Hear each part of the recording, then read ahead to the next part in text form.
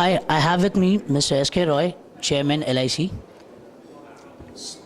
So, such kind of summits where ET is coming up and doing industry summits, the summit which is purely for the industry in terms of discuss certain regulatory issues and various challenges. What is your perspective on such summits? No, I think that these are good ideas to have industry meets organized by various fora. It gives the industry a platform to share views, discuss concerns, and hopefully there would be crystallization of ideas which can then be taken up at the appropriate levels for various redressals and action to be taken by various bodies. So I think this is a very good idea, and I compliment the Economic Times for organizing this summit. So importantly, looking at the industry currently being going through a lot of turbulence, where do you see you being a leader playing an important role, and what kind of defense strategy are you applying? See, I don't think that it would be fair to say that the at least the life insurance industry, I don't think is going through a turbulent time. Yeah, there are some challenges that the industry is facing, but then these are parts of life. I think in any industry or in the history of any organization, such challenges keep on happening every few years, and these are signs of a dynamically growing economy. So I'm not overtly concerned about the challenges that we are facing. The important thing is challenges as being faced, whether the industry players, whether the other stakeholders have the capability existing or planning to develop the capability to meet with those challenges. That is, I think, a matter of far greater significance than the challenges themselves per se. Having said that, you asked me about what LIC is doing. See, since we are a very large player in the life insurance industry, we have an extra responsibility towards the industry and towards the nation as a whole. So there are issues that we are addressing. These issues are on the product side, they are on the technology side, they are on distribution side. So these are broadly the three, four areas where we are working very intensively to come out with strategies which will see us through in the next half a decade or a decade. I hope you are aware that we have a vision that by March 2020, every insurable Indian should have an LIC policy. That's a very large task that we have given ourselves. I'm sure that with the product and with the technology and with the distribution aspects which I just now mentioned, we would be able to achieve our mission. That's our commitment and belief as far as the next couple of years is concerned. So talking about the regulatory environment, you've been in the industry for more than 3 decades now.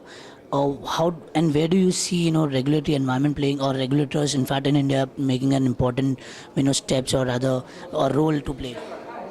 You see, that is the theme of today's summit. So I'm sure that by the end of the day there would be a very good picture which will emerge on this question that you have asked me just now. As I just now mentioned, that in a developing and growing economy, regulatory changes are a given. The regulators have a responsibility for not only regulating but also developing the industry, and in playing that role, they would come out with new guidelines from time to time on various aspects of the industry, and the industry players would have to fall in line. So since it's a given in the environment in which we exist, I am not overtly concerned about what changes will happen. The important thing is our ability to manage those changes. So I see IRDA doing an excellent job in India. Your comments?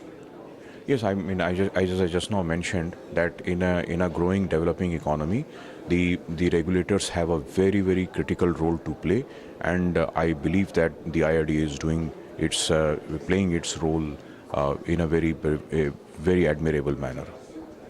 Thank you, sir. Thank you for your time. Thank you. First, I'll ask your inputs on the summit, and then I'll stick with the same question. And then any other questions? Yeah. So I'll.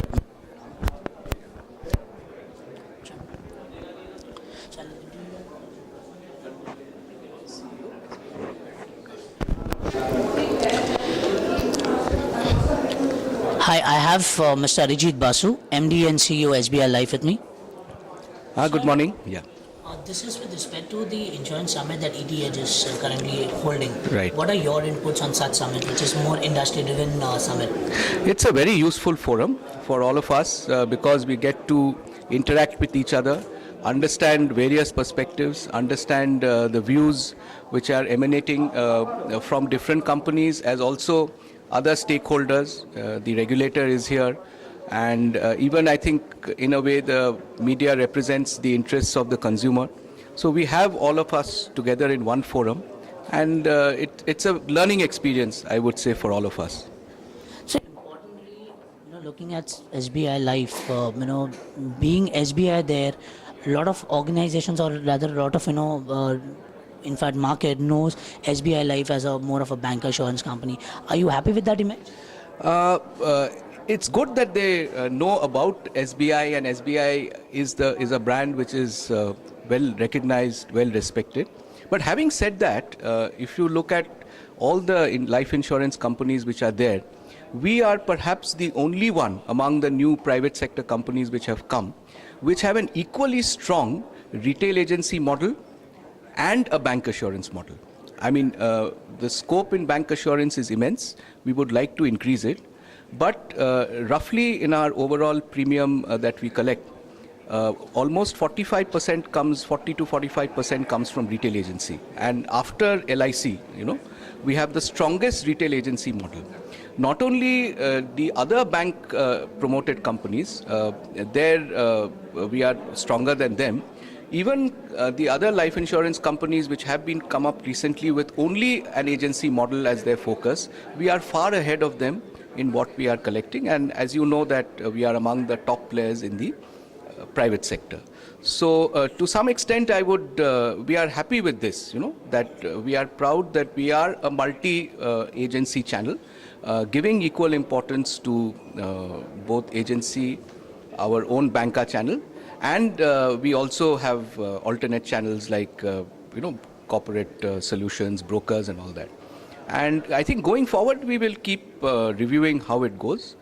But bank assurance, obviously, the scope is immense. And I think for SBI, what would be especially relevant for us is to be able to reach out, which even the government or the public would want with insurance penetration low.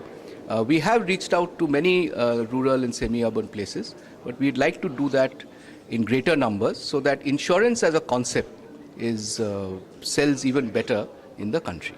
So you mentioned about penetration, which is again financial inclusion being one of the key agenda for the new government. Where do you see SBI Life as a brand as playing an important role as far as inclusion is concerned? Yeah.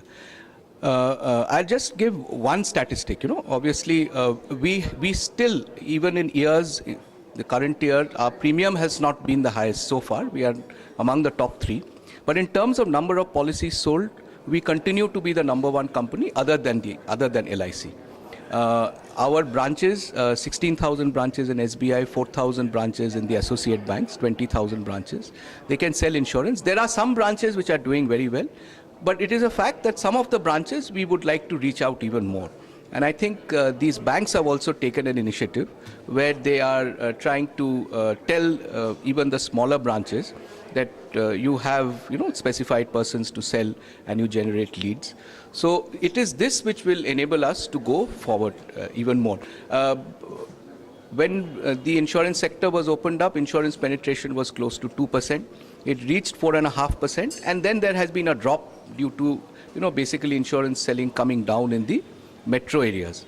But I think in the urban, in the semi-urban and in the rural space, the scope for increasing the penetration would go forward. And we have to reach out to them, explain the insurance concept, and we have simple products which they understood, but the challenge is to be able to take those simple products to the final consumer.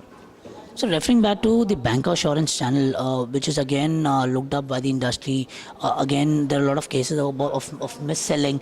Knowing the fact that you have such a huge support from SBI and again a strong background, how are you ensuring that mis-selling is kind of away from it, and what are the other key things that you're keeping in mind when you're approaching bank assurance channel? 2 points. One is on mis-selling. We are happy, although we are not. There is a lot of scope ahead, but we are happy that we have the lowest percentage of mis-selling complaints as registered by IRDA.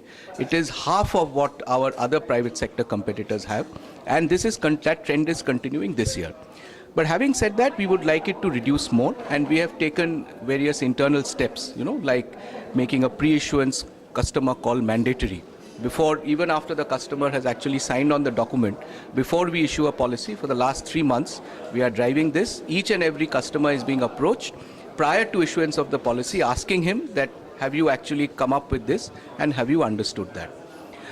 Regarding bank assurance and the linkage with mis-selling, I would say that bank assurance in fact is helping reduction in mis-selling as far as our company is concerned.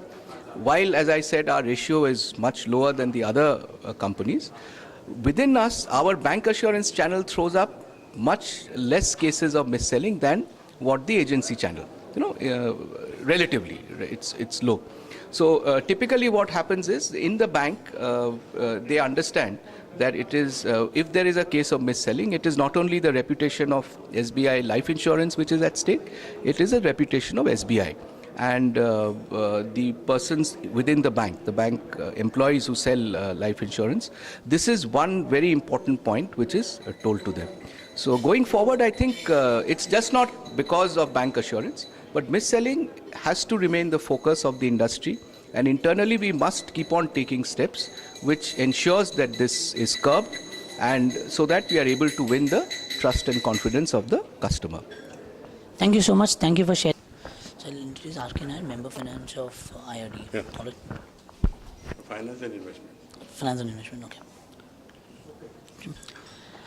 Hi, I have with me Mr. R.K. Nair, Member Finance and Investment, IRDA. So thank you so much for your important time at the summit. You shared a lot of inputs about the regulatory environment across countries and all. Just your inputs on the summit in terms of how do you see such industry summits? I think it's very good that you are calling a summit, particularly Economic Times, which is the leading business weekly or daily of the country. So I think insurance summit like this go a long way in addressing the need on creating awareness in the market on insurance and discuss topics. I've seen the topics you're discussing also. So it's on technology, it is on distribution, it's on challenges facing the insurance market, and I am very glad to see that there are very leading players of the industry who are sitting in the dais just now, and I hope and wish that the summit would do well, and I'm sure it will go a long way in carrying the message that every Indian needs to be insured. Sure. Importantly, referring to the case studies that you mentioned, especially what abroad or across countries are going about doing regulatory work. Knowing the fact that India being a completely different market, how do you see those challenges here, and how do you see the IRDA's approach towards it? I believe that Indian regulatory framework is fairly robust. Only thing is that we have an act which is a little old. It was made in 1938, but we have an insurance IRDA Act which was made in 1999. But the insurance laws amendment bill, which is being debated and discussed, would address a lot of issues, which would give a lot of freedom and flexibility to the regulator in terms of investments, in terms of new lines of businesses, in terms of potentially expenses management, in terms of capital management. So these are going to be good times when I believe that we would be also able to meet the needs of the emerging markets now, because markets have changed since it was there in 1938. But I can say one thing, that our insurance regulation or the Insurance Act was a very good act, and we are now building on that, on the strengths of that act. And I believe that once the bill is through, and it will be a different market. And we believe that it's not that it has constrained the growth. The Indian insurance industry has done fairly well in terms of household savings. After banking deposits, insurance is the second largest saver in the market, and it has reached. There are more than 40 crore policies of life insurance which are there in the market, and every year about 12 to 15 crores of general insurance policies are issued in different forms. So it is not that it is a small market, but we believe that there is a lot to be done. A lot of Indians are uninsured, a lot of Indians are underinsured, and therefore there is a need to meet the requirements of this market. Insurance is a risk transfer, risk pooling mechanism, and one realizes the importance of insurance only when there is a calamity or a risk which emerges, or there's a fire, or there's a death, or there's a event, or there's an illness. Then suddenly one realizes that oh, I wish I had insurance. So it is important that the message of insurance is carried. The other important thing about insurance market is it is a stabilizer of the financial markets, because it attracts a lot of premium, and this premium is used for development of the country in terms of housing, infrastructure, corporate bond market, government securities market, equity markets. Insurance companies are pretty large investors in these markets, and they generally tend to hold their portfolio, and so they stabilize financial markets in a big way. And therefore, it is important to have a large insurance market to stabilize the financial markets in any economy. Sir, you mentioned about natural calamities, and you see off lately, in fact, this year has been, the worst in terms of, us facing natural calamities a lot, floods and everywhere. So, what do you see this as a good opportunity wherein insurance industries can come out, create awareness, or what's your approach? See, after the, there is a lot of debate on climate change and the fact that climate change is causing a lot of, disruptions in the way the weather behaves. And sometimes there is heavy rain, sometimes there is no rain. And therefore, insurance is the answer for both. And of course, sometimes there is big storm, natural catastrophe in terms of cyclones which have affected the eastern coast, and there is a cyclone which is likely to hit Gujarat very shortly. And therefore, they bring a lot of damage in terms of property, and in terms of crops, and in terms of the houses.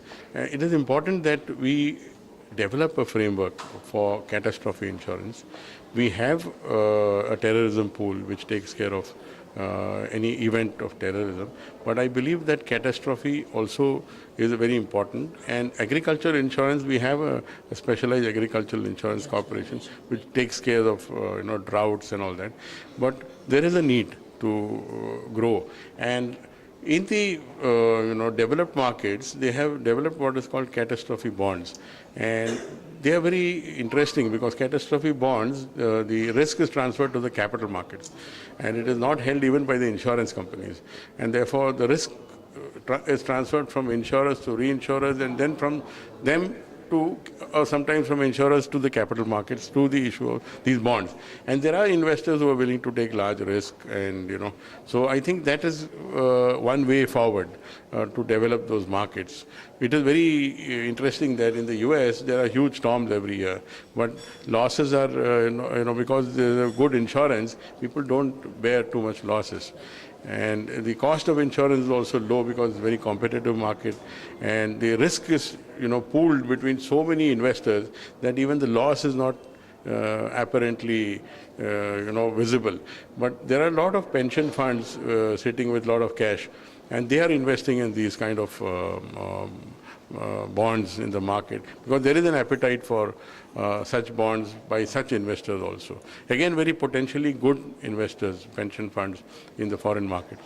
So in fact, you mentioned about risk, and being a regulator, in fact, you have covered or rather restricted a lot of things, in fact, just to not go, other way around.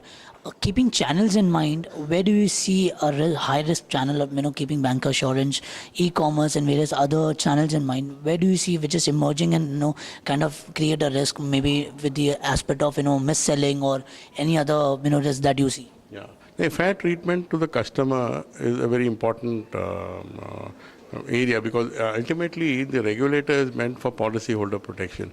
And I believe that we have very strict market conduct and advertisement regulations in the IRDA. We have product regulation which takes care of some element of pricing in terms of, the customer is being looked at from both these angles, in terms of product approval and in terms of advertisement, in terms of selling, mis-selling. There are incidences of selling or mis-selling which are happening, and that happens in all markets. But we believe that the best way forward is to train the agents properly, and then to train other intermediaries also, like brokers and all intermediaries which are selling, corporate agents. They should have a sense of balance in when they sell product. They should not realize that it's one-time sale. The customer will come back to them, and then a dissatisfied customer will create a lot of bad will for the company selling, and he'll never buy insurance again. Therefore, it's very important. And you talked about channels of distribution. I believe that there would be interesting times ahead in terms of selling mobile, through a mobile phone and all that, and reaching out to the masses.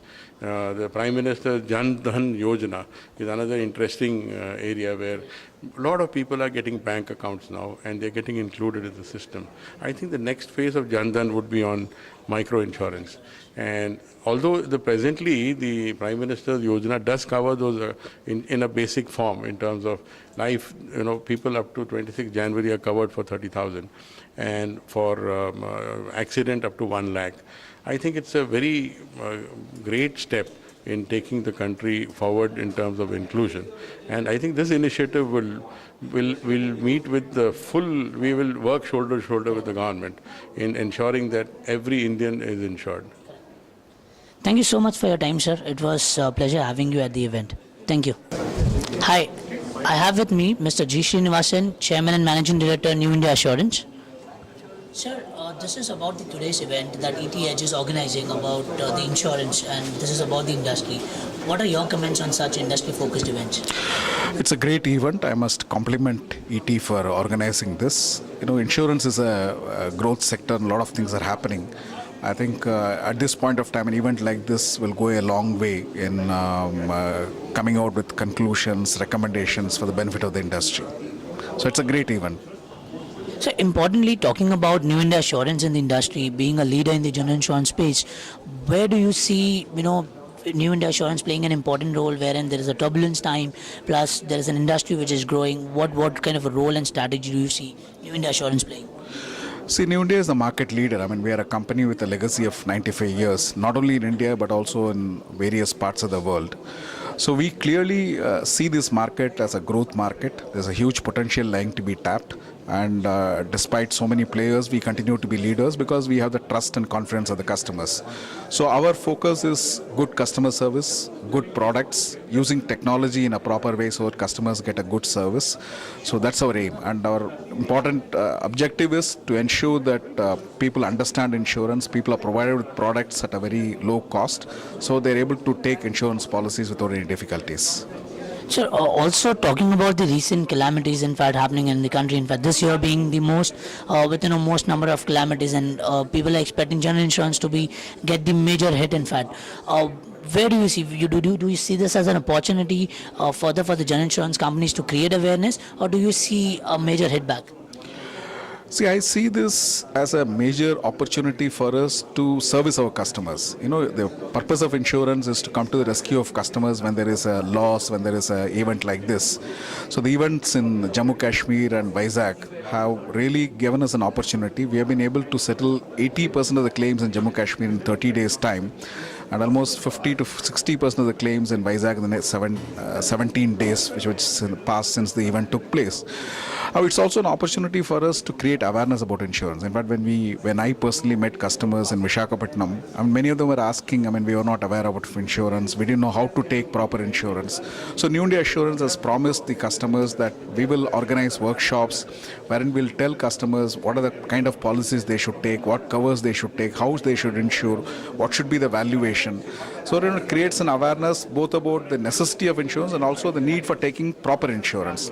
So I think I see this as an opportunity for the insurance industry to create awareness and increase penetration in this country. So you referred to penetration now and looking at new insurance in the space of financial inclusion. What kind of approach you have currently, and what kind of approach you want to follow to make it bigger as far as the new insurance is concerned? See, the Indian market is going to grow at the bottom of the pyramid. So there's a huge opportunity for us, not only from a social perspective, but also from a business perspective. So what we have done is, we have opened almost 1,000 micro offices in Tier 3, Tier 4 towns in the last 1 year. So our offices are there in small towns so that people can see our offices, understand insurance. Second thing, we are focusing on recruiting agents so that agents can go out and sell insurance. We are focusing on recruiting micro insurance agents, and we are also focusing on the business correspondents of the banks. Today there are 2 lakh business correspondents available in smaller villages. We feel that these business correspondents, apart from banking service, can also do insurance selling. We are also an active participant in the common service centers piloted with the assistance of IRDA. Today the village level entrepreneurs in 1 lakh villages today have the New India's products. So that way we can sell insurance to smaller places. So we will play a very important role in financial inclusion. That's our responsibility. Thank you so much for your time, sir. Thanks for being a part of the event. Thank you. Shall I introduce Mr. KK Mishra? Hi, I have Mr. KK Mishra with us from Tata AIG. Sir, this is to understand, this kind of forums which are industry events, and ETH is organizing such industry forums regularly. Your inputs on such forums, which is precisely for the insurance industry. Well, I must compliment ET Edge, because I was always looking, whenever I was going for FICCI or CIA conference, or even Mint for that matter, I was always looking why ET is not taking a step towards this. This is a most welcome step which has happened for insurance industry by ET Edge. That's all I can say, and I compliment the way it has been conducted today. And what I look forward that in next 3-4 years, this will be probably the most important event for insurance industry. So considering the industry and Tata AIG General Insurance being in the industry, you see a lot of challenges plus opportunities at the same time. How Tata AIG as a brand is kind of working towards those challenges and issues? Say Tata AIG is a brand, the first name Tata, it's denotes trust. So first thing we have to look at that whether my customer is having the same faith which they have on the Tatas. And that's the biggest challenge and the biggest opportunity. Challenge that anything not goes right, he will say Tatas se aisa kaise ho gaya. The opportunity, everybody is willing to come to us, but we have our own restrictions of underwriting and providing service. We do not want to sell a product which we can't service. So that's our challenge, but opportunity is there, and I'm very confident my company will do well in coming years. In fact, my company is one of the companies which paid dividend. So talking about the products per se, and there are new segments that General Insurance Company has identified. Everything is going digital now, and cybercrime is something that insurance companies have started insuring it. So your inputs on the product that you have in this area, and again wanted to understand what are the other potential areas that you might have seen and you see as a potential coming up. Say we have been pioneer in the digital space, because first thing we introduced was the travel insurance when people are going abroad, and today we're still one of the best. You can get a policy from my portal at the fastest speed. Cybercrime we have already come into. Health, we have introduced some products which were not available in the market. What I'm looking, as the prosperity in the country grows, there will be more products. But more than that, I'm looking for the young, affluent people to understand the importance of general insurance. India has a mindset of saving, so that's why they go to life. But look at a young person who is on the road. He doesn't understand that in Mumbai, every day 3% have accident on train and 5 people have accident on road. So it's very important he understands that he has to have a personal accident insurance, he has to have insurance for his house, and he has to have insurance for his contents. So these are the areas where the growth will come, and ensuring people understand. Products will come one after another, we have been coming, and some more products are in pipeline. So you mentioned about awareness and the understanding about the industry and the products.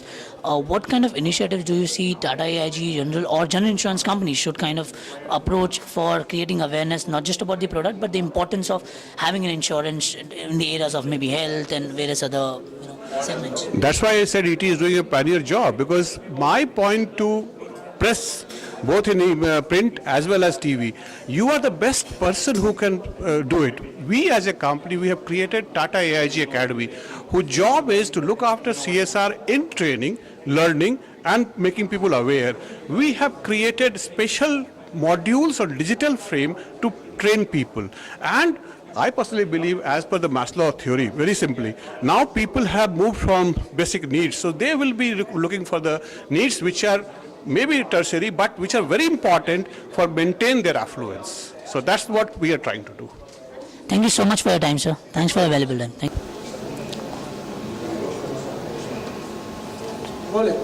Sure. So I have John Holden with me, CEO Canara HSBC Oriental Bank of Commerce Life Insurance Company Limited. John, wanted to know your feedback on the ETH summit that we did today on the insurance, and it's an industry-focused summit. What's your feedback or what's your inputs on such summit?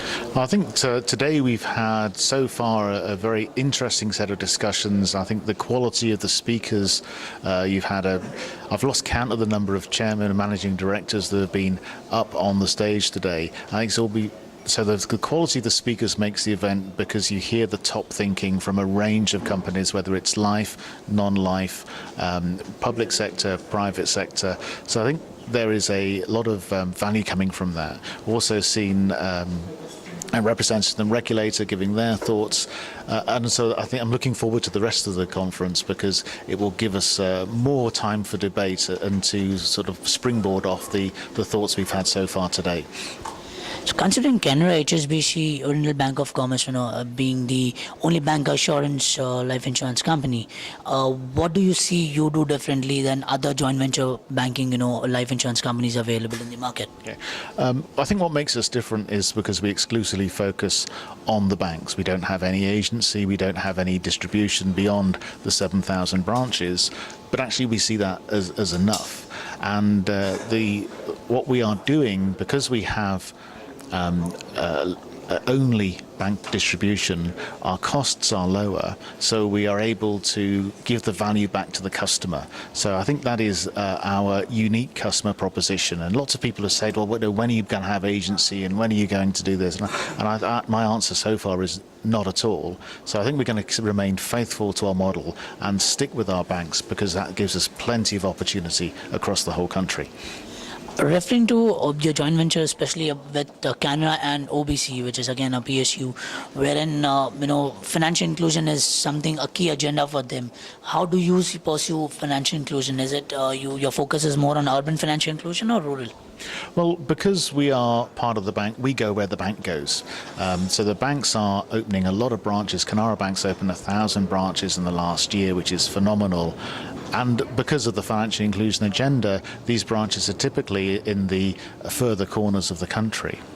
And because we are an integral part of the bank, every time the bank opens a new branch, insurance is there on day one, and because we've integrated our systems, it's there at almost zero cost. So again, with our banks, we can take insurance to the furthest corners of the country. And I just showed some data in my presentation where over the recent years we can demonstrate that we've sold in 90% plus of all the branches across the country. So that demonstrates that insurance isn't just something for the metros or something for the urban areas, but it's something for the whole country, and the bank assurance model helps us deliver that to the whole country. I think you mentioned a lot of case studies in your presentation. Anything that you would like to highlight here? I think the importance of the points that I was trying to make in my presentation was, first of all, that banks have better quality sales and fewer complaints. So what we see from the data, from the IRDA data, is that those companies with a large proportion of bank assurance business have fewer complaints. I think that's because there's a relationship between the bank and the customer, because insurance is part of the bank's portfolio of products, not the only thing they're doing. So therefore, when it's right to sell insurance, it's right to sell insurance. When it's not the right time, that's okay, because the bank's going to protect the relationship, knowing the customer can come back when the time is right. Thank you so much. Thank you for your time. It was a real pleasure to have you at the event. Thank you. Okay. Good.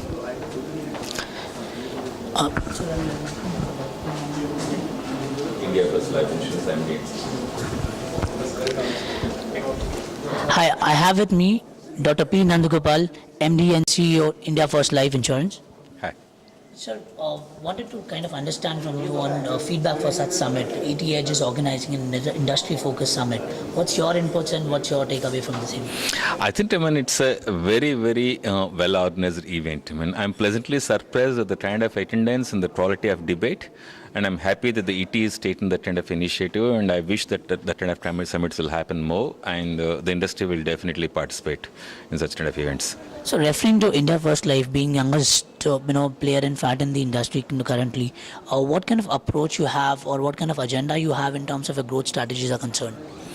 See, our own approach continuously is to leverage the technology and to leverage the distribution partnerships which we have with our promoter banks.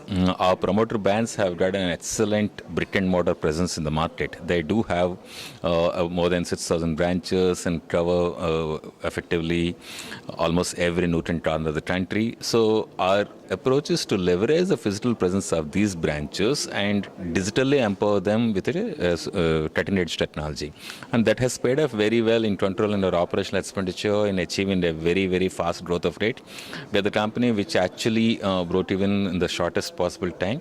So going forward, we'll continue to focus on these two things, making sure that our distribution partners are effectively serviced with a cutting-edge technology, and that results in a customer value proposition. So, referring to the company bills here, currently, if you see the environment, the regulatory environment, wherein there is a lot of micro level, regulatory, as in restrictions are there. At the same time, what do you expect from the new bill, and what are your views on the same?